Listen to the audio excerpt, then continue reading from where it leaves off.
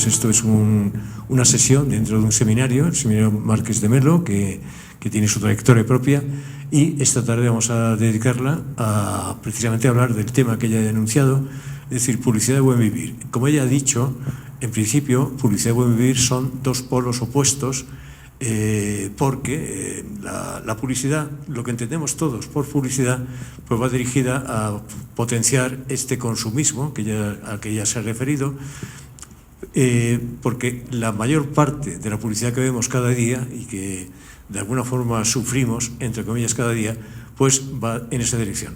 Ahora bien, hay que tener en cuenta que la publicidad no deja de ser un instrumento, es decir, la publicidad no es en ese sentido ni buena ni mala, sino que es un instrumento que se utiliza con relación a un determinado fin, que puede ser el fin del consumismo, pero no necesariamente tiene que ser ese. Es decir, existe una publicidad que, por ejemplo, la Ley General de Comunicación de Ecuador, vigente de Ecuador, habla de una publicidad no comercial. Es decir, bueno, ahí hay un campo importante que se refiere a otro uso de la publicidad. La publicidad dirigida, destinada, por ejemplo, a promover causas sociales, etcétera, etcétera. Es decir, la publicidad no es, en ese sentido, ni buena ni mala, porque la publicidad es un instrumento. Pero lo que sí es cierto es que la mayor parte de la publicidad que vemos y sufrimos cada día pues va dirigida a promover un consumismo que, por otra parte, se convierte en fin en sí mismo. Porque hay que tener en cuenta que una promoción del consumo per se, por sí mismo, ese consumo se convierte en bucle, realiza una especie de bucle mediante el cual se convierte en objeto de sí mismo. El consumo pasa a ser consumismo y el consumismo se convierte en hiperconsumismo. ¿Qué es lo que está sucediendo realmente? Pues en sociedades, avanzadas, en el sentido de sociedades desarrolladas, llamadas así, aunque es un concepto que evidentemente habría que discutir, pero que en definitiva pues han alcanzado un nivel de consumo precisamente, evidentemente también de producción, que supera pues digamos los cánones, las necesidades sociales incluso. Entonces, ¿qué sucede? Pues que la forma de satisfacer, la forma de dar salida a una producción que está muy por encima de satisfacer necesidades, es decir, que también la producción se convierte en objeto de sí misma, pues es promover, privilegiar un consumismo que al final se convierte en objeto de sí mismo y que da lugar a hiperconsumismo. Esto es el punto de partida y frente a ello el buen vivir es la filosofía, digamos, opuesta. La filosofía del buen vivir, tal como está recogida en la Constitución de la República del Ecuador, pues es sencillamente algo que está basado en el equilibrio. Para mí la palabra más clara que define el summa causae o buen vivir sería equilibrio. Equilibrio entre las personas y entre las personas y la naturaleza.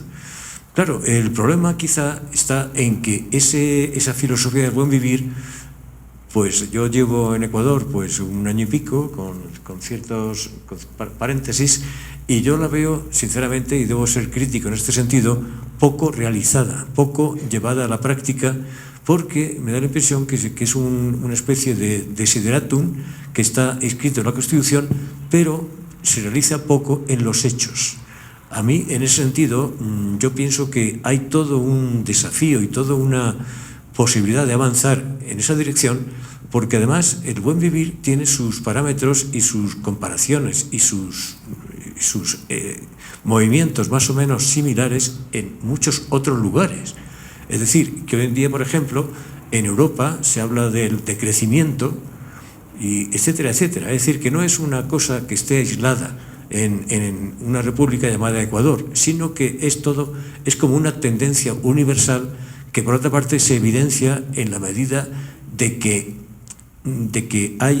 estamos una especie, como dicen muchos autores y muchos investigadores, una especie de fin de civilización. Estamos en una crisis básica de civilización porque, por una parte, está muy claro que ese nivel consumista o hiperconsumista que se ha llegado en ciertos países, Estados Unidos, Europa Occidental, etcétera, es insostenible si se pretende extender a todo el globo, a todo el planeta. Es decir, según los expertos, harían falta como mínimo 2,5 planetas para poder llegar para que toda la humanidad estuviera a ese nivel que tiene el hiperconsumismo estadounidense o de Europa occidental. Por otra parte, claro, resulta que en la medida que ese hiperconsumismo se convierte en fin en sí mismo, no es en beneficio de las personas, es en beneficio, en todo caso, de quienes manejan el sistema, porque ustedes me dirán qué beneficio existe para una persona determinada el hecho de lucir ante los demás un bolso de Chanel que cuesta, no sé cuánto cuesta, pero vamos a suponer que cuesta $500, por decir algo, cuando hay bolsos falsificados, perdón, mucho más, ¿no? Bueno, pues mucho más todavía, 3.000 o lo que sea. Pues un bolso de Chanel que se vende a ese precio, cuando en la esquina siguiente, como pasa en China concretamente, te lo venden un bolso exactamente igual por la 10ª parte de ese precio. Entonces, ¿quién se lleva el beneficio de esa 10 veces más del valor al que te venden? Porque y ostenta la marca Chanel, que luego la imitan, por supuesto, los falsificadores, los imitadores. Bueno, pues evidentemente se lo lleva la empresa que fabrica los bolsos Chanel, no que fabrica incluso, que ostenta la marca Chanel, porque resulta que además incluso muchas veces no es Chanel quien lo fabrica, es sencillamente un subcontratista, como sucede por ejemplo en el caso de Nike. Nike está clarísimo, Nike que no fabrica nada. Nike no fabrica una sola zapatilla deportiva, ni una sola prenda deportiva. Nike lo que hace es digamos, lo que personalmente yo llamo, y algún otro autor también llama, producción semiótica. Es decir, la producción del signo marca, que en definitiva es eso, es construir una marca que tiene el suficiente expectativa de consumo para que los consumidores sean tan tontos, no se me ocurre otra palabra, para pagar 10 veces más o 100 veces más que lo que realmente vale ese producto, como tal producto. Bueno, pues entonces, partiendo de esa especie de desenfreno que hoy en día significa el hiperconsumismo y el hecho de que sería absolutamente injusto que un cierto porcentaje de la humanidad disfrute, entre comillas, de ese hiperconsumismo. Y digo disfrute entre comillas porque está demostrado que ese disfrute también equivale a infelicidad. Hay diferentes autores, por ejemplo Vygotsky, un autor francés que algunos conocerán, que ha investigado en qué medida ese hiperconsumismo produce infelicidad. Llega un momento que ya no es felicidad siquiera. Bueno, pues por otra parte sería absolutamente injusto que una parte de la humanidad disfrute, vuelvo a decir entre comillas, de ese nivel y el resto no.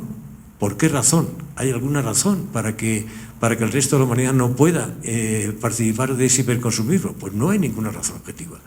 Y por otra parte, como estamos en ese cul-de-sac, en esa especie de saber conscientemente todos de que no podemos llegar a que toda la humanidad disfrute ese hiperconsumismo, hay que hacer un cambio. Hay que hacer un cambio civilizatorio que evidentemente es el gran desafío que hoy en día existe sobre el tapete de la humanidad. Y por esa razón se ha celebrado hace poco en París una cumbre muy importante sobre el clima, etcétera, etcétera. Es una preocupación que cada vez está más patente, está más sobre el tapete, insisto, de las preocupaciones de la humanidad. Bien, entonces, el buen vivir es uno de los focos que apunta en otra dirección. Para mí lo ideal o lo deseable sería que ese foco se pusiera en relación con otros focos que ya existen en diferentes lugares y diferentes personas, diferentes investigadores que están trabajando en esa dirección, y que se pudiera generar un movimiento universal con relación a que hay que poner un freno con respecto a ese hiperconsumismo y que, por otra parte, ese freno ya está presente, como digo, ya existen esos focos mediante los cuales avanzar. Es un desafío y yo lo que siento como extranjero que está viviendo en Ecuador un tiempo determinado, que todavía no veo suficientemente plasmado en hechos, esa filosofía maravillosa que está en la Constitución y que en definitiva, claro, pues no deja de ser, si analizamos un poquito a fondo, no deja de ser una especie de intento de apropiación de una filosofía ancestral que por otra parte es muy difícil extrapolar, que ahí quizá está el problema, porque claro, no podemos, evidentemente no podemos volver a las tribus de la Amazonía o las tribus que existieron en los Andes, etcétera. No podemos regresar, la historia no admite regreso, pero sí que hay suficientes elementos positivos como para poder avanzar, insisto, en esa dirección. Por lo menos yo vine a Ecuador con esa idea. Yo vine a Ecuador fascinado por la idea del buen vivir y con el intento de hacer progresar, en la medida de mis pequeñas fuerzas, esa dirección. Por esa razón, aquí en CIESPAL está funcionando una red de investigadores sobre publicidad, que en definitiva está canalizado en esta dirección, y por esa razón vamos a tener los días 21 a 23 de marzo de este año, vamos a tener el primer Congreso Iberoamericano de Investigadores en Publicidad, dentro del cual existe, por ejemplo, un concurso de ideas o de campañas que se titula Publicidad para el Buen Vivir. Es decir, que de alguna forma pienso, en mi opinión, que hay que potenciar todo esto, y todos los que podamos potenciar y avanzar en esta dirección debemos hacerlo. Es nuestro deber y nuestro derecho, por otra parte, y nuestra obligación, francamente. Así que a continuación va a participar Marco López. Voy a exponer en unos momentos varias condiciones desde la perspectiva de mi investigación. Esta es una investigación que me va llevando localmente algo más de 4 años, casi 5 ya, y nace de una condición que es fundamental. La primera es que cómo podemos hablar nosotros de una publicidad proyectada en prospectiva hacia el buen vivir si es que no conocemos los antecedentes históricos de lo que ha sido la publicidad o el manejo de la comunicación publicitaria en nuestro entorno. Y me motivó aún más esto porque hace muchos años, como les digo, porque cuando yo he querido investigar no encuentro bibliografía o documentos de apoyo locales que nos permitan enterarnos de cómo se ha dado la historia de la comunicación misma dentro del entorno publicitario ecuatoriano. Así que de ahí surge esta necesidad de hacer un análisis retrospectivo de la publicidad, enfocado hacia conocer cuáles han sido los procesos que aquí se han venido dando. Les voy a mostrar en un momento un reel de imágenes de lo que la investigación ha hecho y vamos a asociarlos a algunos conceptos breves para poderlos articular. Es importante que entendamos que la publicidad en el Ecuador primero, vamos a ver si con este micrófono, ¿aló? Sí, con este no tenemos tanta estática. Que la publicidad, les decía, nos permita a nosotros conocernos. La publicidad es de las pocas áreas formativas o de praxis profesional que le permite a una sociedad conocerse o enterarse cómo en ciertos momentos de la historia ha estado económicamente y cómo se comportaba la sociedad en ese momento, porque tenemos varios recursos enfocados desde la retórica de la imagen. Les decía que es importante primero entender que la retórica casi siempre se analiza desde el contexto del lenguaje, la semiótica, la semiología, que todos quienes estamos en la comunicación la hemos visto a nivel universitario, entendemos cómo funciona un poco, pero la retórica tiene una función muy interesante en la construcción de la lírica de la imagen.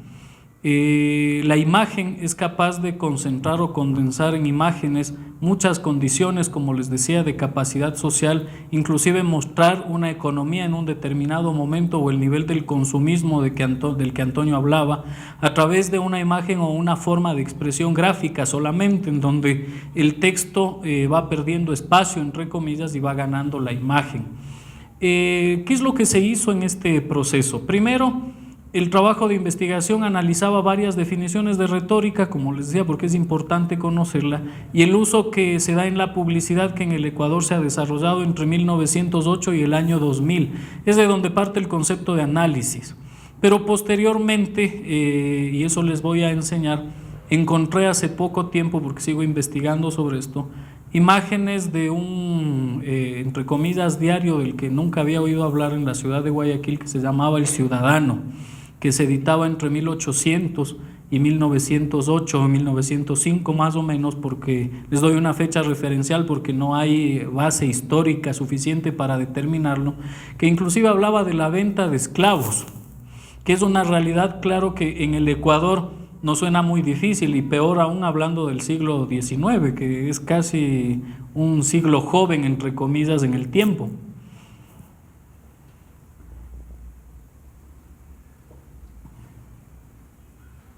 ¿Por qué es importante esto? Les decía que la publicidad en nuestro país, así como en la mayoría de naciones, nace de una práctica empírica.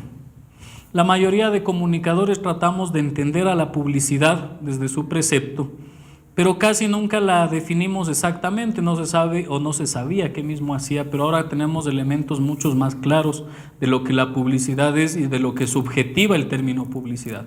Después, la otra es que cuando la publicidad se profesionaliza, sí existen cambios desde la manera en la que se construye el mensaje publicitario, y el mensaje publicitario se sustenta en una práctica puramente semiótica y desde un punto de vista retórico, entendiendo que la retórica es la capacidad de persuasión, cómo se persuade a la gente a través de ciertos elementos que el código de mensaje nos permite a nosotros establecer. Bueno, estos son temas netamente técnicos. ¿Qué pasa con el estado de la cuestión? Primero, las líneas teóricas en el análisis global, porque insisto, todavía no existe producción local al tiempo. ¿Qué es lo que plantea?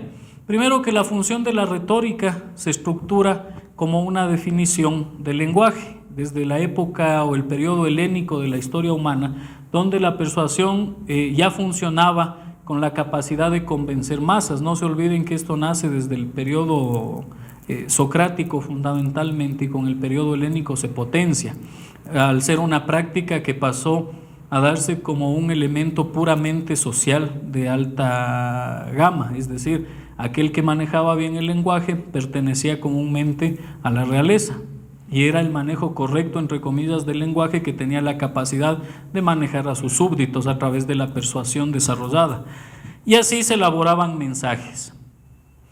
Hay varios autores, entre ellos muy importantes, que les recomiendo a breve vuelo sobre la teoría, entre ellos Austin, que planteaba que el argumento y el lenguaje desde el periodo helénico eran un solo acto. El primer momento dividido en tres momentos. El primer momento se define como el hecho netamente lingüístico, que está hecho en función de la expresión, es decir, cómo yo comunico ese mensaje. Si así queremos, desde un término semiológico, es más o menos el actante dentro del periodo de construcción de ese mensaje. El segundo expone además la capacidad de idealizar, es cómo yo a través de mis elementos del mensaje a ustedes les creo cierto tipo de curiosidad sobre lo que les estoy hablando, cierto tipo de condición que les enfoca un interés marcado, es llamar la atención si así queremos. Y el tercero es la expresión del lenguaje puramente lingüístico, que todo esto contribuye a la formación de una imagen. No por el hecho de que algo esté solamente escrito no genera imagen. No se olviden que el lenguaje es una expresión codificada de gráfica. Todas las letras son grafismos y por lo tanto en suma crean o codifican un elemento denominado mensaje. Esto, ¿cuándo tiene efecto? Cuando genera una acción dentro del grupo, ¿sí? Y ese es uno de los elementos o los principios que la publicidad busca. La publicidad tiene 4 objetivos sustanciales. El primero, que es informar; segundo, posicionar; el otro, recordar; y el otro, persuadir. Y estos se transforman en elementos de acción codificada desde la psiquis del comportamiento del consumidor, que es la atención, el interés, el deseo y la acción. Cada uno de estos objetivos se articulan con los elementos de praxis o de acción afirmativa del mensaje hacia el consumidor. Eso es justamente lo que Antonio decía. La publicidad, a través de la condición que anteriormente veíamos desde el concepto de Austin, es capaz de decirnos que una X marca debe costar más. ¿Por qué? No sabemos, porque la publicidad no nos hace racionalizar el consumo, nos hace racionalizar el hecho de efecto marca social. Y usamos marcas porque la marca me crea una condición que me aleja de la masa social. Si yo tengo una marca más cara, entre comillas, tengo una mejor posición social, ¿sí?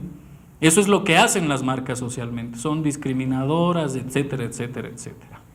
Es importante plantear aquí un paréntesis. En un momento tuve la oportunidad de realizar un acercamiento y un estudio de marca para Sinascar, que eran las marcas de autos chinos hace más o menos 10 años.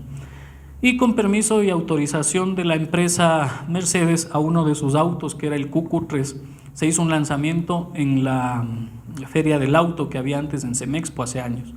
Y el auto no era conocido, la marca tampoco, se pusieron emblemas de condición de marca de Mercedes en el volante, en otras partes, y se hacía un estudio de impacto de la marca. Entonces el auto, que era feito, la verdad, pequeño, compacto, la gente lo ranqueó en un promedio de $38,000. ¿Sí?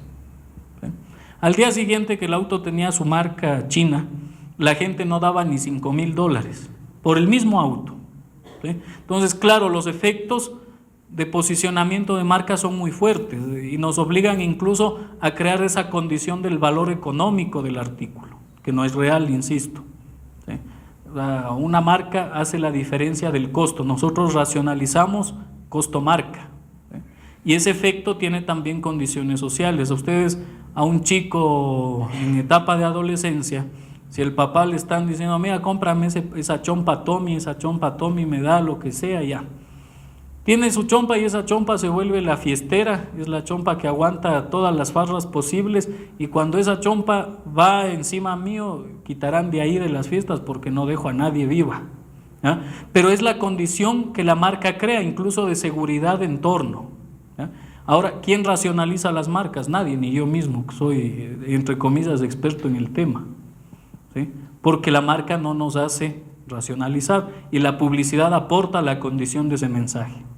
Por eso es importante que se entienda que la marca también es una representación simbólica de un efecto gráfico. Una marca bien posicionada y bien creada nos ayuda. ¿Qué es lo que se plantea en esta otra parte desde Bernstein? El arte de elaborar discursos gramaticalmente correctos, refinados y sobre todo persuasivos. Extraer especulativamente de cualquier asunto cotidiano de opinión una construcción relacionada con la justicia de causa.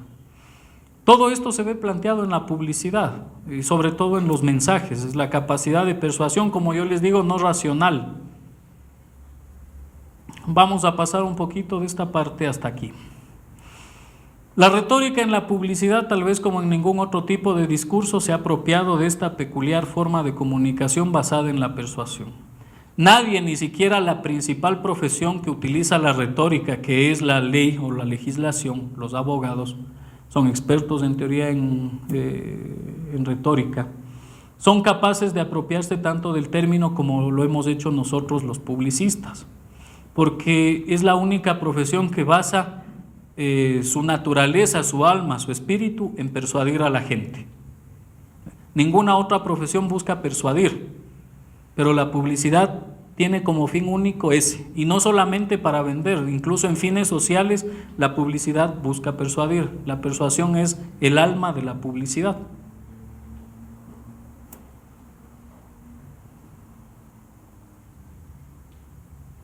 Ahora, ¿qué pasa con el discurso visual? ¿Cómo voy de tiempo? Perdón. Ya se acabó. Ya, perfecto. Vamos a tratar de avanzar lo más rápido y compacto posible para pasar a los ejemplos de la imagen.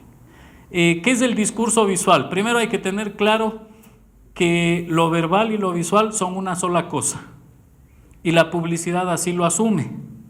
La publicidad crea condiciones gráficas. ¿Sí? La publicidad es capaz de mostrarnos o crearnos ideales de naturaleza, de relajamiento, de condición social, de bienestar a través de una imagen. En una imagen nosotros de la publicidad podemos decir que una persona es bien vestida, que tiene éxito, que no. Es decir, se generan y se construyen arquetipos que después al tiempo se quedan acuñados como estereotipos sociales. No caigamos un poco en ese mal concepto que se dice que la publicidad trabaja en estereotipos, no es verdad. La publicidad lo que sí hace es generar arquetipos de construcción social, arquetipa las cosas. Posteriormente, con el tiempo se quedan acuñados en función de estereotipos, pero eso es con un paso programado del tiempo, cuando esa condición se queda en un colectivo. La publicidad es más mediática, a la publicidad no le interesa que algo se estereotipe, pero sí nos interesan mucho los arquetipos de construcción, ¿sí? Y desde ahí viene la idea de pictográfica y la semiología publicitaria como tal. Esta parte es importante, perdón que me quede en esta plantilla. Esta es una matriz que fue creada para entender los elementos que componen el mensaje. Son variables de construcción sistemática que luego se pasan a software y se analizan estadísticamente. Hay un proceso de construcción cual y cuantitativo, es una mixtura de procesos y de hipótesis cruzada para permitirnos validar qué tipo de figuras retóricas aparecen dentro de cierto tipo de anuncios, ¿ya? En las columnas alfanuméricas aparecen las figuras retóricas y cada una de estas genera un valor dentro del anuncio, está mapeado. Entonces tenemos, por ejemplo, hipérbole, antítesis, analogía, prosopopeya, metáfora, anclaje, apelación, repetición y codificación. Hay muchísimas más figuras retóricas. No es que no aparecen en la plantilla completa tiene 78 ítems de análisis, pero estos son los que se utilizaban fundamentalmente en el periodo descrito de la investigación. Entonces, ¿qué es lo que pasa? Por ejemplo, aquí tenemos las siguientes imágenes expuestas a análisis. Imagínense estos anuncios enfocados a principios del siglo XX. Estamos hablando de inicios de 1908, donde nosotros teníamos condición ya de gráfica dentro de anuncios, no es que no existían. Entonces tenemos resfriados de los niños y claro, tenemos un gran texto que nos explicaba la ventaja que el producto tenía, porque era importantísimo dar esa denominación aquí. Y además, el nombre de la marca expuesto en este otro elemento lateral. Si ustedes se fijan, hay algo aquí que llama mucho la atención. Este anuncio fue publicado en Quito, pero utiliza mucho a morenos de la costa, fundamentalmente. Ahora, claro, ¿cuál es la condición para ese uso de esa imagen en ese momento? ¿Cuál creen ustedes que podría haber sido la razón? Es conocido que comúnmente en esa época todavía había mucha asociación de que las empleadas domésticas, o no eran empleadas, eran criadas más bien, eran de raza negra. Esa era la condición de nuestro país en ese momento. Y por lo tanto, ellos eran los más vulnerables a enfermarse, porque primero ahí hay condiciones sociales implícitas.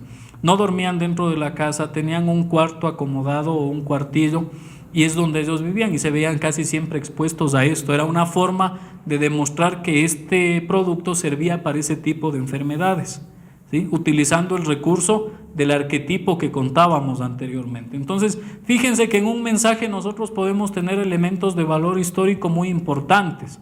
Ahora, en este otro es muy importante, en donde dice, ahora los chicles de pollito se llamaban, ¿ya? Cajitas de 2 pastillas, sin sorpresa, está puesto aquí abajo, ¿sí? Pruébelo, son de la mejor calidad. En la Colón el teléfono era el teléfono 45, el número era 45 del teléfono. Pero ¿qué es lo que pasa? Claro, aquí ya tenemos una analogía, porque estamos planteando la construcción de la imagen bajo la exageración del elemento. Está la caja dibujada de los chicles y está la mano que se ve mucho mayor. Sí, hay un efecto de ver que el producto, entre lo pequeño que era mucho más grande. Y claro, tenemos el cuadro de resguardo del texto donde dice ahora, que es el elemento del lenguaje que llamaba la atención, es el espectro visual de aquel entonces. Vamos a ir más acá abajo de todos los datos porque ya me están viendo se le acabó el tiempo. Vamos a ver unas imágenes brevemente. Por ejemplo, de 1908, cómo se manejaban los anuncios, ¿sí? Tenemos Pascuas de Inocentes, Casa París Moreno y compañía, acaba de recibir el surtido más completo y nuevo de esta plaza de artículos para Nochebuena, Inocentes y Carnaval, caretas, etcétera, etcétera. Fíjense cómo empezaba la publicidad en estos años, ¿sí? Es una publicidad de construcción netamente literaria, que lo que decía es que el producto ya llegó y está ahí, era informativo, ¿sí?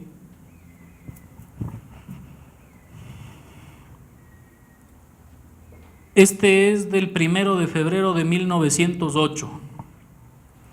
High Life Watch, el reloj suizo de precisión para señoras y caballeros, premiado con medallas de oro en las exposiciones de París, Ginebra y Milano.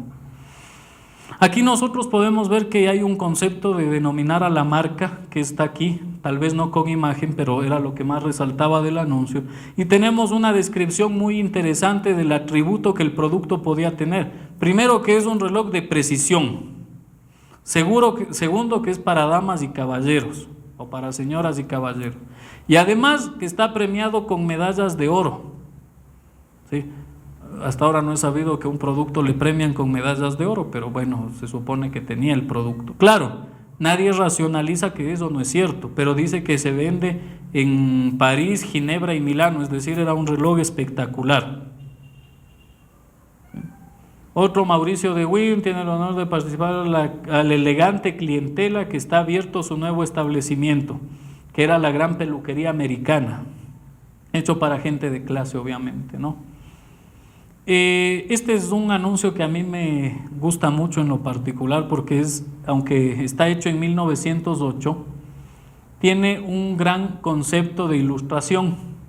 Es un duende irlandés en el cual se vendía la marca de cigarros Progreso, que es de los primeros cigarrillos que hubieron en el país, productora tabacalera de cigarrillos sin filtro, ¿no? Ahora, el concepto no se sabe por qué existe, estuve tratando de indagar, pero no tenemos claro por qué se utilizaba al irlandés, que primero no tiene mucho que ver con la historia en sí misma del cigarrillo, pero bueno, a lo mejor era un concepto de suerte para la marca o para alguien de la empresa. Perdón.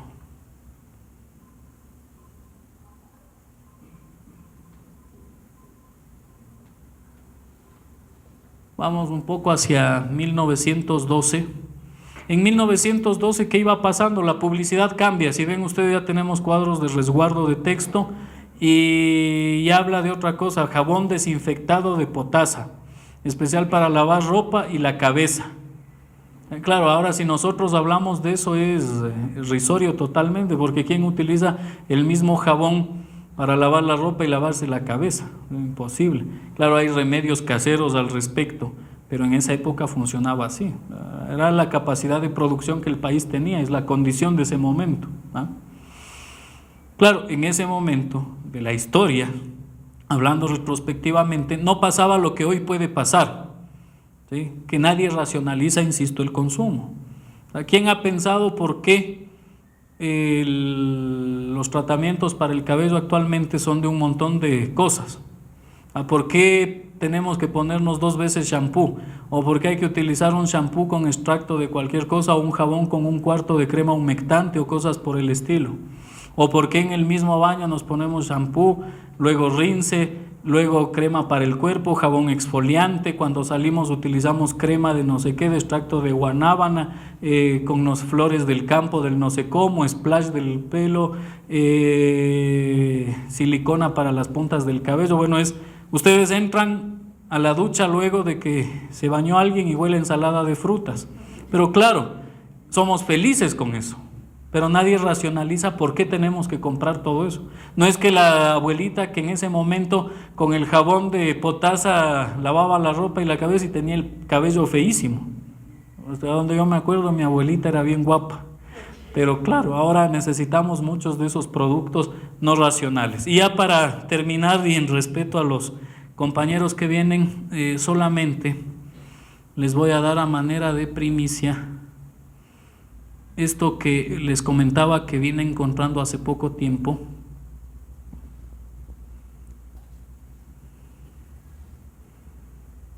Y que me llama mucho la atención, sobre todo a nivel de país. Porque claro, es una historia que a lo mejor no se encuentra. El colombiano, perdón, se llamaba, no era el ciudadano el anuncio. Es en la edición número 40 de Guayaquil del 6 de mayo de 1830. en su margen inferior izquierdo. Dice, se vende un esclavo joven como de 14 años. El que quiera comprarlo ocurra a esta oficina donde se dará razón de su amo. Y está firmado por ahí una persona de apellido extranjero, pero miren que en esa época todavía había esclavitud en nuestro país, ¿sí? Y además la ilustración, ¿no? Es un morenito con su zamarro de cosas, ¿ya? Luego hay otro en el mismo anuncio, en el 106, del 25 de agosto de 1831, que dice que el solar de la señora María Chorroco citó al frente de las señoras Oramas, en el que quemado se vende, el que quisiere comprarlo puede hablar con el ciudadano Ramón Cucalón. Estaban vendiendo un solar, claro, la redacción era pésima porque los tipos que se ponían para hacer la impresión eran mucho más complejos, pero se entiende que se quemó el solar y lo está vendiendo, sí, pero era la forma en la que se expresaban. Y así hay de corrida de toros en el pueblo de Daule, se vende otro acá abajo, hay otro, se vende un esclavo de edad de 24 a 25 años, sabe aserrar, sacar aguardiente y es bueno para pesadero, creo que dice. Se dará razón en esta imprenta.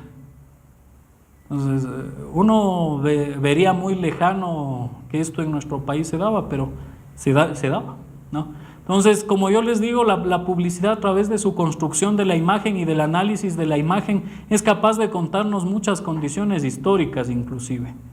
Así que ahora sí, en respeto a los compañeros, hasta aquí les puedo comentar. En otro momento espero tener un poco más de tiempo y compartir otros temas. Muchas gracias por la atención.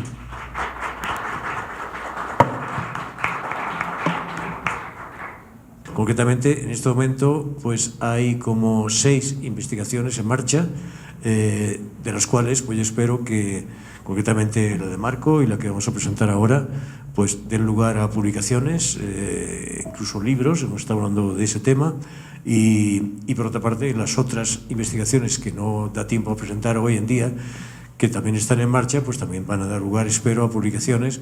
Es decir, que yo en ese sentido me siento particularmente contento de haber propiciado con un granito de arena la investigación de la publicidad en Ecuador. Buenas noches.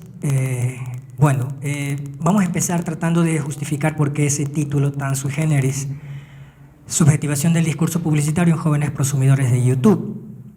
Primero quisiera decirles que esta investigación recoge todo un recorrido, una trayectoria, tanto a nivel personal de los miembros del equipo de investigación como de la propia escuela nuestra, la Escuela Congregación Mónica Herrera de Guayaquil, que lleva ya un tiempo trabajando con los estudiantes en el tema de las culturas juveniles. Para nosotros, los jóvenes, es una especie, digamos, de prisma que nos permite ver, analizar, discutir, interpelar los cambios y las mutaciones cualitativas de la cultura contemporánea. Entonces, en este sentido, esta investigación como que remata una trayectoria como de 10 años de estudios sobre culturas juveniles, pero atravesada también por dimensiones que tienen que ver con lo psicológico, psicoanalítico y con lo filosófico, reflexivo, y por eso hemos armado un equipo que todos de alguna manera compaginamos con estas inquietudes. ¿Por qué este tema de subjetivación?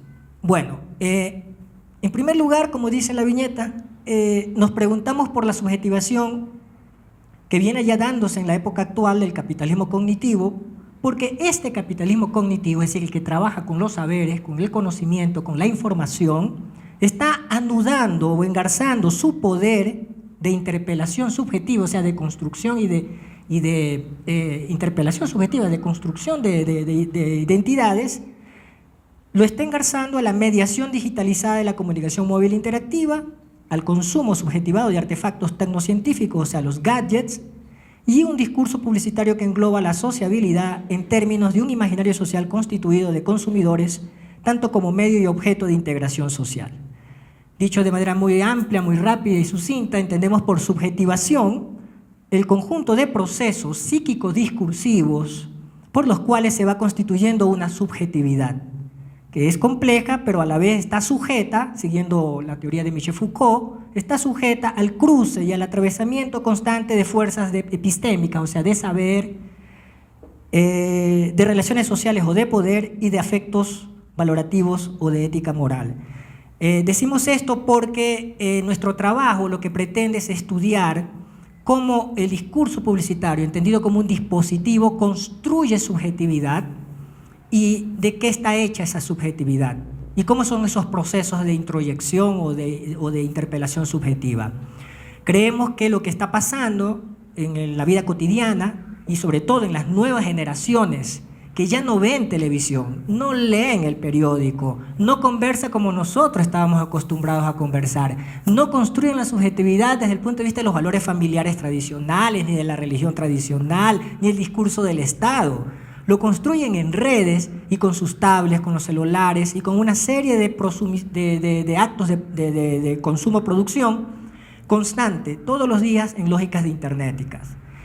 Entonces, lo que nosotros nos preguntamos es que en esta vida cotidiana hay una cantidad de jóvenes prosumidores internéticos que están incorporando en sus prácticas comunicativas una lógica que le llamamos la lógica de la imagen personal, del personal branding, como se llama técnicamente en el marketing, pero como un modo de sociabilidad intersubjetiva, pero también como un ideal subjetivado, es decir, hecho propio del consumo. Es decir, lo que estamos consumiendo hoy por hoy son subjetividades, no solamente productos y marcas, o subjetividades como marcas o subjetividades como producto. Y eso me parece que es muy interesante de preguntarnos. Y por lo tanto, ¿qué repercusiones tiene para la subjetividad contemporánea esta nueva realidad? Sobre todo si por cultura hemos venido entendiendo desde hace muchas décadas, sobre todo desde las épocas clásicas, que tiene que ver con la tradición, tiene que ver con el universo simbólico que sostiene y presta humanidad a los sujetos, que nos socializamos por el lenguaje, por el recurso racional, por las habilidades técnicas y por los saberes suficientes. ¿Cómo todo eso se está cuestionando con la nueva subjetividad internética?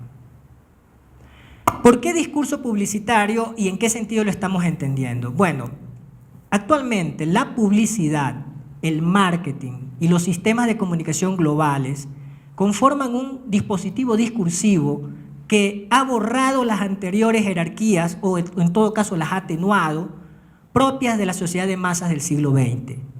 Todas esas verticalidades pasivas entre agencias y público o la ingenua concepción que los productos comerciales y los bienes culturales son consumidos a base de necesidades o que los actores prominentes de la creatividad y la persuasión son solo de profesionales. Todo esto ya ha mutado o está mutando en nuevas formas de lazo social a partir justamente de las tecnologías digitales interactivas, donde muchos se conectan a muchos, descentrándose de la lógica de producción industrial por otra transindustrial, reticular y resiliente en redes todos los días. Y con una inversión muy baja, dicho sea de paso. En términos críticos es lo que Antonio Negri también llamaba desde su obra famosa Imperio, estas inteligencias colectivas, ¿no? La publicidad, dice por ejemplo Antonio Caro, que lo estamos siguiendo también como uno de los referentes teóricos más importantes de esta investigación, se ha convertido en una macroestructura imaginaria que envuelve las relaciones sociales y sus correspondientes mundos de vida. Hoy, en plena globalización, en crisis, pero con todas sus fuerzas todavía en movimiento, la emisión del discurso publicitario se ha descentrado, se ha desplazado desde el agenciamiento corporativo en los tiempos de la sociedad de masas al agenciamiento corporativo transnacional, a hoy, que más bien se habla de un agenciamiento informing viral de interacciones en redes. Es decir, hoy cada uno de nosotros podemos ser una agencia de publicidad o ser también partícipe de una lógica que ya no necesariamente se irradia desde centros de poder de emisión, sino que ahora todo esto está emborronado, o sea, está anudado. ¿Por qué youtubers en especial? Bueno, porque usando ese campo nosotros planteamos una hipótesis. Decimos que hoy las narrativas digitales, sobre todo en los jóvenes, es una fuerza constituyente, discursiva y psíquica de la subjetividad juvenil. todo esto que parece muy teórico, pero que en realidad todos los días nosotros cada vez que abrimos un Facebook, abrimos un Instagram, estamos en Twitter o estamos en cualquier otra de estas plataformas, tienen que ver, ¿no? La hipertextualidad, la transmedialidad, la comunicación móvil interactiva, todo al interior de una tecnoecología imaginaria que media los lenguajes comunicativos con los cuales se van narrando las interacciones sociales y subjetivas, es lo que hoy por hoy es como que la gran estructura que va mediando la construcción subjetiva. Es decir, antes un chico, por ejemplo, reproducía el discurso familiar. La narrativa familiar era el modo en que el chico, ya sea asimilándose por identificación o rebelde, ¿no? Como se decía antes, a unos 50 años, el rebelde sin causa, la oveja negra de la familia, que para estar contra la autoridad del padre tenía un padre fuerte con el cual se rebelaba y construía su identidad juvenil, y esto lo sabemos muy bien desde las bandas juveniles hasta más o menos la generación X. Eso ha cambiado bastante en la medida en que hoy son estas narrativas las que están mediando en la constitución de la identidad juvenil, y no tanto el discurso de la familia, no tanto el discurso de la institución como la escuela, que está en una crisis espantosa de legitimidad subjetiva para los chicos, sobre todo por los nuevos modelos didácticos de aprendizaje y de enseñanza, y tampoco por el Estado. Entonces, si está pasando una mutación cualitativa de ese nivel, a nivel subjetivo, entonces no podemos nosotros sentarnos pasivamente y no averiguar eso, porque por ahí está generándose tanto las amenazas como las promesas de cambio cualitativo en el mundo contemporáneo. Y por ahí creo que yo podría hilvanar con la pregunta que hace Antonio Caro respecto al buen vivir, ¿qué pasa con esa subjetivación y la dimensión ética? Es decir, ¿qué es lo que interroga hoy a estos chicos y que podría ser un ámbito de interpelación subjetiva para ellos y en donde podría o no desactivarse lo que hoy por hoy llamamos un hiperconsumismo? Entonces, estas narrativas transmediáticas y sus producciones audiovisuales convocan a millones de internautas que se alientan y critican unos a otros formando una comunidad de avatares.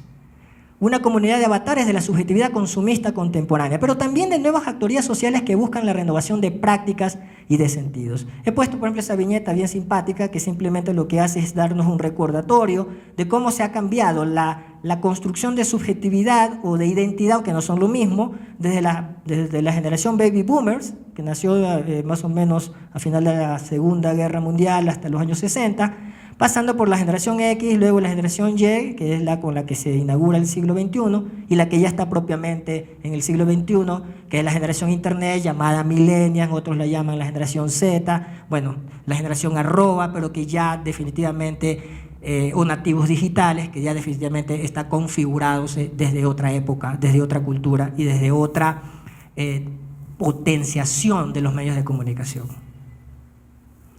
Ok, ahorita le voy a dar la palabra a mi colega, que va a hablarles de cómo abordamos esta temática desde la metodología. A ver, pero con su permiso me voy a parar porque esto me exige un contorsionismo del que no me siento capaz. Me voy a parar por acá. Gracias. Es un gran reto, como muchos de ustedes se estarán imaginando, investigar a estos jóvenes, investigar las redes, investigar cómo ellos ponen esta producción a circular en estas nuevas plataformas, ¿no? Entonces vamos a tratar un poco de darles una cuenta muy breve de lo que ha sido este desafío, esta aventura de querer investigar estos videos en la plataforma YouTube. Como hipótesis de trabajo tomamos esta cita de Antonio, que dice que el receptor de publicidad se reconvierte en elaborador de la misma, tal como sucede en la actualidad de determinadas prácticas publicitarias. Algo de eso ya les adelantó Carlos, ¿no? La publicidad ya no es esta cosa que se inyecta o esta cosa que ingenuamente, como decía Carlos, se pensaba que era inoculada en la gente, sino que es una cosa viva que se reinventa todo el tiempo con la facilidad que tienen estas nuevas narrativas y las plataformas en las que circulan, ¿no? Nuestra pregunta principal de trabajo es saber si estos prosumidores, es decir, estos muchachos que producen y consumen lo que producen ellos mismos y los otros, son una expresión subjetivada de este discurso publicitario que ya no es postmoderno, sino transmoderno, ¿no? Como preguntas específicas de trabajo, cómo vamos a ver o a trabajar el tema de la subjetivación en los muchachos, pues vamos a tratar de ver si hay unas ciertas características de lo que hemos querido llamar una puesta en escena del consumo, características de cómo ellos van configurando sus identidades en los videos, en las cuentas que tienen en otras redes, sus autorrepresentaciones como prosumidores, qué sentidos le dan al consumo y al hiperconsumo en sus discursos, y finalmente si este tipo de performatividades dan cuenta de un yo no ya referido a los grandes discursos, sino de un yo marca. Bueno, unas cuantas definiciones para aquellos que no estén familiarizados con este tipo de videos. Analizamos 3 tipologías de videos. Videos haul, que es un término en inglés que significa botín. Estos video hauls aparecieron empezaron a circular en YouTube alrededor del 2009. ¿En qué consisten? Son unos videos que duran entre 7 y 10 minutos, en los cuales personas, generalmente jóvenes, hacen un despliegue de sus compras. Es decir, llegan con su botín de compras y empiezan a sacarlos de las bolsas y a mostrarlos para los que quieran mirar, ¿no?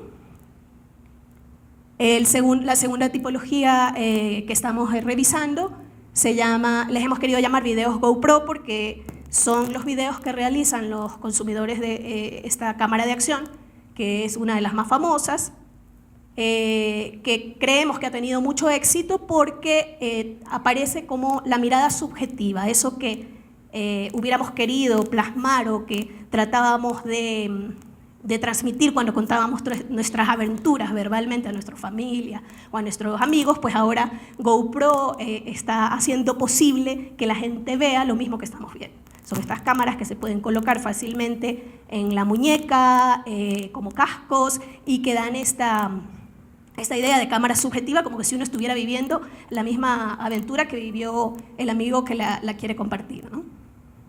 Y finalmente tenemos los videos de unboxing.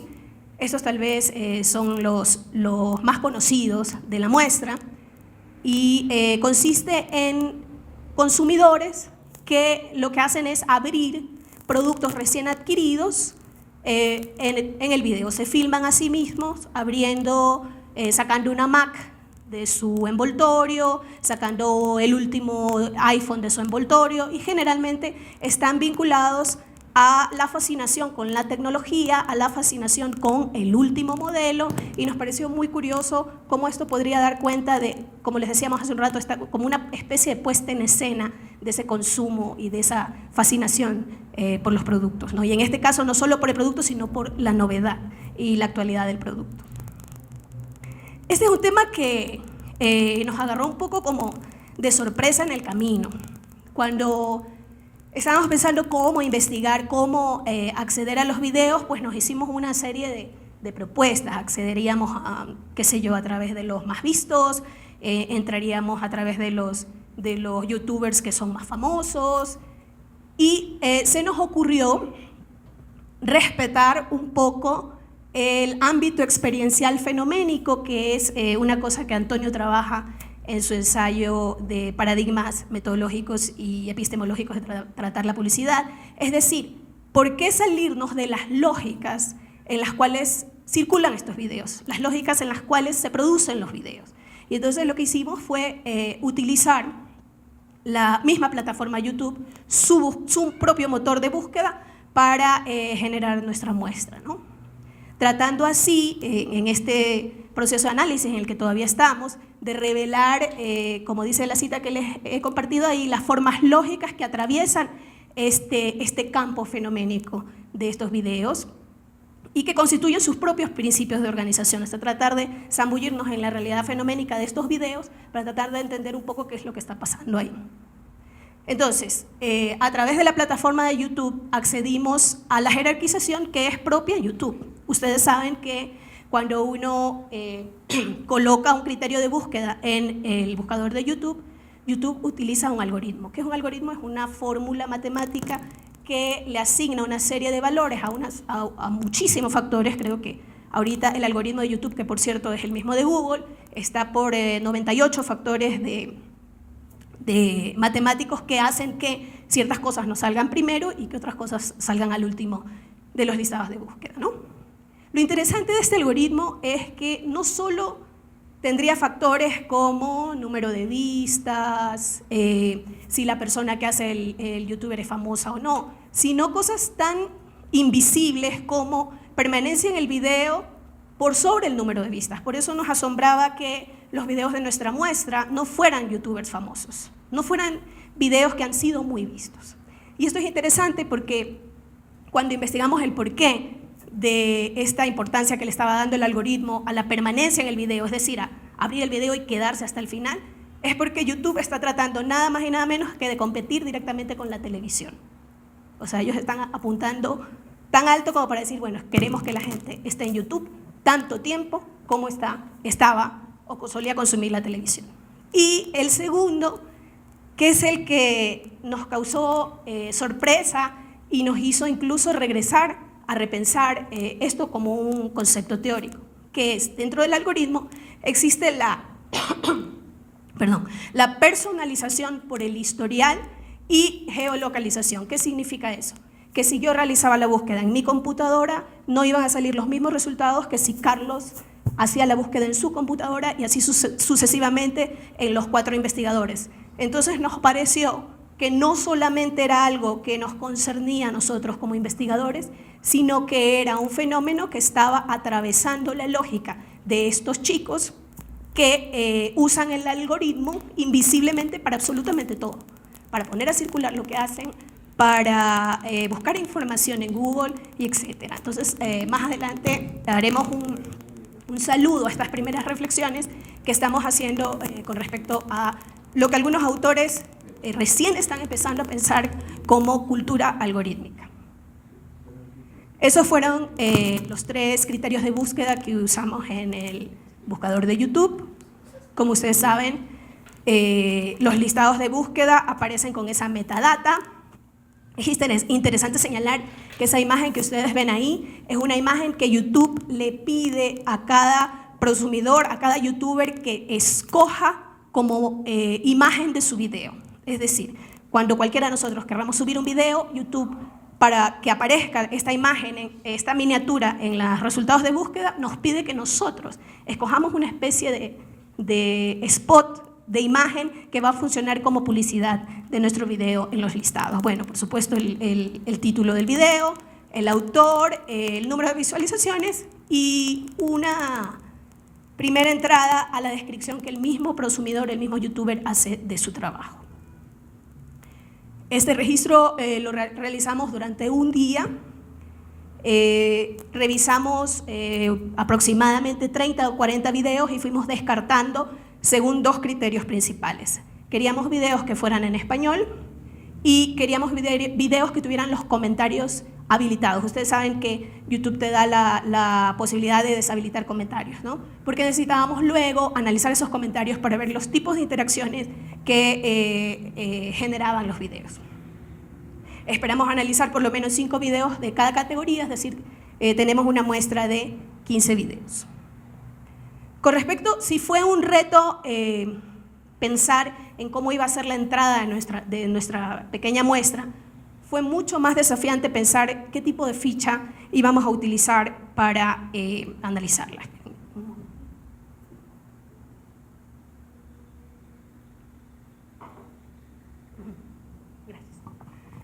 Nuestra primera entrada fue una ficha adaptada de estos autores que vienen más del campo del análisis de texto en la televisión. Y como ustedes pueden ver, la voy a pasar muy rápidamente, es una ficha extremadamente compleja que quería analizar códigos de realidad, códigos no verbales, espaciales, estructura del espacio, discursivos, códigos verbales, no verbales, códigos sonoros. Como ustedes pueden ver, es una ficha extremadamente extensa. Cuando la piloteamos con algunos videos, nos dimos cuenta que inflexibilizaba la posibilidad de describir la riqueza que tenían estos videos a nivel discursivo, a nivel icónico, a nivel simbólico. Lo que se nos ocurrió luego fue realizar codificaciones descriptivas, es decir, simplemente narrar lo que iba apareciendo en el video con el siguiente código. El audio lo íbamos a colocar en texto normal, lenguaje cinematográfico, es decir, todo más planos, etcétera, en negrita, y las acciones que realizaban los youtubers en cursiva. Ahí les hemos colocado un extracto de nuestras transcripciones. Como ustedes pueden ver, el negrita que habla del lenguaje cinematográfico, se muestra un plano entero de caja enfocado, etcétera, etcétera. El cursivo que dice qué hace el youtuber, ella aparece sentada detrás de la caja, y el texto normal, que es lo que dice el youtuber, es decir, el audio. Entonces ahora queremos compartir con ustedes muy tímidamente, muy humildemente, nuestros resultados iniciales y las primeras ideas que nos ha generado todo este interesante campo que estamos analizando.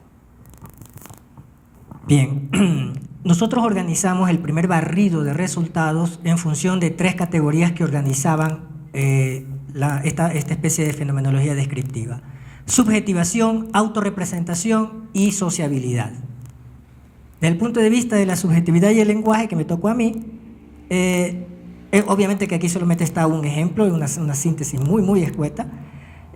Vimos que en el caso de los halls se muestran los siguientes productos, es decir, lo que generalmente a nivel de contenido se enseña es un listado de productos que son enseñados, presentados por su función pragmática o por su significado simbólico. Y entonces, bueno, las niñas cogen una mochila y te enseñan todo lo que han comprado y con lo cual se preparan para las clases. En el caso de los open box hay tenemos una detallada descripción de lo que hacen los youtubers en relación al producto y a las prestaciones tecnológicas, donde se enfatizan 2 grandes funciones, las prácticas y las simbólicas estéticas. Y en el caso del GoPro, que a mí me interesa mucho el GoPro, porque el GoPro lo que quiere transmitir es la experiencia de la aventura, del viaje, del punto de vista de la naturaleza visitada por la tecnología, ¿no? No muestran la cámara, lo que se muestra es la experiencia que gracias a esa cámara se obtiene, y por lo tanto me parece que tenemos unas categorías aparte para ello.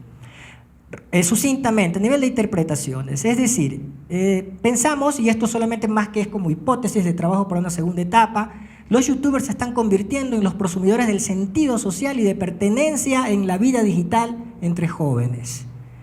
El consumo y generación de contenidos e imágenes de los youtubers, motivados por la fama y el dinero potencial que se puede ganar en estas redes, ha potenciado y perfeccionado el uso y las habilidades técnicas, como las habilidades de socialización y lenguaje comunicativo, porque son muy diestros con el lenguaje, paradójicamente, porque a veces había una especie de cliché teórico de que la imagen nos iba a enmudecer, pero ahora en la imagen y en el imperio de la imagen hemos notado que los youtubers son muy habilidosos con el lenguaje, con la gestualidad, con la persuasión y con una serie de otros recursos, ¿no? Y hasta habilidades pedagógicas desde una temprana infancia y hasta una adultez o una juvenilización de la adultez. Llama la atención el entusiasmo con lo que se expresan en estos videos y que revela cómo hoy lo trivial está a la altura de un acontecimiento. Para terminar en este aspecto, hoy la versión social de la técnica, y esto ya es un aspecto de corte más filosófico, la versión social de la técnica, es decir, la tecnología como discurso está dominando, digamos, la semiósfera de la juventud. El discurso social hoy es tecnológico y en tanto discurso vehiculiza la producción de subjetividad como producción de saberes técnicos, prácticos y creativos. A nivel de las dimensiones de poder, la subjetivación de este discurso produce una introyección normalizada de las lógicas del mercado de redes, especialmente las articuladas por la cultura del algoritmo, como lo vio Mabel, y las consecuencias que de ellas se pueden derivar como el simulacro de la elección, de la decisión y la búsqueda. Uno cree que decide, uno cree que tiene voluntad, uno cree que tiene decisión, pero el algoritmo en muy buena medida decide por nosotros y nosotros simplemente nos enajenamos a eso. No hay otra manera, porque el algoritmo media la construcción narrativa de la subjetividad digital. El poder de la fama y el dinero, la imagen del culto al yo pantalla se han exacerbado, como también lo hemos podido notar. Por lo tanto, en una primerísima conclusión, pero que realmente es de apertura y no de cierre, ¿qué se subjetiviza? Bueno, la apuesta fuerte es la siguiente: los imperativos de la racionalidad técnica expresados y a la vez amortiguados por la legitimación social de valores como la innovación, la velocidad, la inmediatez, la prótesis tecnológica en general. Es decir, esto de aquí puede sonar muy abstracto, pero lo que se está subjetivando en la juventud contemporánea son los imperativos que están inherentes a la racionalidad tecnológica. Antes, hace mucho tiempo, lo que se innovaba era un objeto, el invento. Hoy lo que innovamos es la subjetividad. El yo marca es de alguna manera un constante efecto de los imperativos tecnológicos que ahora han pasado al terreno de la subjetividad, ¿no? Hay un giro transmoderno que se deduce de este proceso de subjetivación, que está mutando la cualidad de la introspección, de la reflexividad, de la escritura, del diálogo largo y sensato que podríamos tener los que ahora obviamente venimos de las generaciones anteriores. Y esto de alguna manera nos hace cuestionarnos si lo que hoy se da más bien es una no subjetivación. Y eso es una pregunta abierta que esperamos contestarnos en una segunda fase de la investigación. Uno de los complejos vectoriales de la tecnocivilización contemporánea es que hoy se da una especie de entramado rizomático, o sea, muy complejo entre tecnologías cibernéticas, marketing neuronal y probabilístico y una intensidad comunicacional interactiva que dentro de las lógicas del capitalismo cognitivo están generando una fuerte energética en la juventud de producción industrial subjetiva, en donde el entusiasmo libidinal de las multitudes de emprendedores y de prosumidores buscan el éxito, la innovación, las formas de conjugar este imperativo que, por ejemplo, Nike lo puso en su discurso publicitario: tú puedes hacerlo, solo hazlo, o tú puedes, que también está en la política, ¿no? En todo caso, todas estas preguntas están lanzándonos hacia una segunda fase en la que queremos investigar la parte de la subjetivación a nivel ya no de los contenidos que muestra el video, sino de lo que se llama la enunciación, el gesto, el tono de voz, la emocionalidad que ponen los chicos. Y para eso tenemos que entrar ya a entrevistas a profundidad que las estamos planificando a nivel online.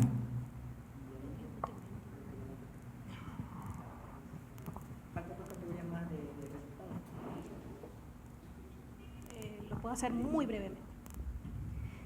Una de las categorías que más nos interesa es la autorrepresentación. Les hemos traído esas imágenes para que ustedes vean cómo se promocionan estos videos, ¿no? Los GoPro, que es la primera imagen, presentan paisajes porque quieren vender la aventura.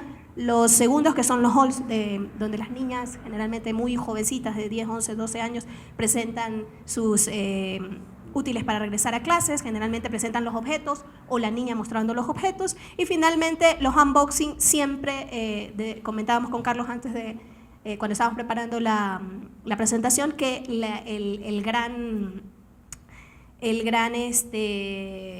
actor de esos videos es la caja, porque en todos los videos de unboxing aparece la caja. ¿Cuáles son los lugares de filmación de las niñas en los halls? Pues como ustedes pueden ver, son lugares privados, generalmente son sus cuartos o las salas de su casa. Los videos GoPro, por supuesto que como quieren vender una experiencia, pues son locaciones abiertas, naturaleza, en último caso mostrar el hotel en el que me estoy hospedando, etc. Y podríamos decir que los videos unboxing son los que tienen más lógica de marca y son los que sus youtubers son las que primero son mayores y se proyectan más a ser una marca ellas mismas, que como ustedes pueden ver ahí ya tienen unos intentos de estudios, aunque sean bastante improvisados y precarios, para producir sus videos. Queríamos también revisar, porque queremos hacer una especie de etnografía virtual, es decir, no solo quedarnos en YouTube, sino ver qué está sucediendo en los otros ámbitos donde estos chicos se mueven. Entonces estamos haciendo un análisis de las otras redes. Esa es una de las niñas que tiene aproximadamente 13 años y están sus cuentas en otras redes. Como ustedes pueden ver, no es que hay una unificación de sus avatares. Sin embargo, en el caso del unboxing ya podríamos decir que hay una identidad icónica, porque esta youtuber que trabaja el tema de la tecnología, como ustedes pueden ver, casi en todas sus redes maneja el mismo avatar, como si se tratara de una marca, ¿verdad? E incluso ese nombre, que es un nickname que seguramente surgió en algún blog de tecnología, lo conserva como una especie de marca. Esto un poco para contarles lo que es la sociabilidad. Los comentarios van desde comentarios a lo que muestra el video, qué bonito paisaje, qué lindo borrador, qué increíble iPhone, hasta el youtuber, donde se le hacen halagos o comentarios negativos de si es bonita, de si es alta, de si lo hace bien, de si lo hace mal. Y por supuesto al consumo, ¿no? De dónde lo compraste, cuánto cuesta, será que esto lo puedo conseguir en mi país, etcétera. También hay, bueno, como les decía, comentarios a la presentación. Hay incluso comentarios discriminatorios como el que les he traído ahí, donde esa chica dice, tus cosas son chafísimas, que asumo por el contexto que quiere decir que no son de buena calidad. Y esta discriminación asumimos, por lo poco que hemos revisado, que va en torno a la clase, a la etnia incluso, pues se le dice a veces a la niña, sabes que tú eres fea, no debes hacer este tipo de videos. Y no hemos visto tanto, pero por ahí aparece algo de consumo crítico. Es decir, por ahí alguien comenta, oye, pero si ya tienes 2 borradores, ¿por qué te compras 10? O ¿por qué pagas tantos miles de dólares por un iPhone, ¿no? En el caso de acá, este youtuber se llama a sí mismo Clipset, y han generado una especie de comunidad. Fíjense cómo el primer comentario dice, nos tendría que prestar a cada uno de nosotros los clipetes. Incluso ellos se identifican con estos youtubers formando unas comunidades más o menos frágiles, ¿no? Y finalmente hay sociabilidad e interacciones en otras redes. Incluso este es una youtuber que no tiene cuenta en Twitter, pero sin embargo sus videos se comparten en Twitter y se hace mención a ella a pesar de que ella no tiene cuenta ahí.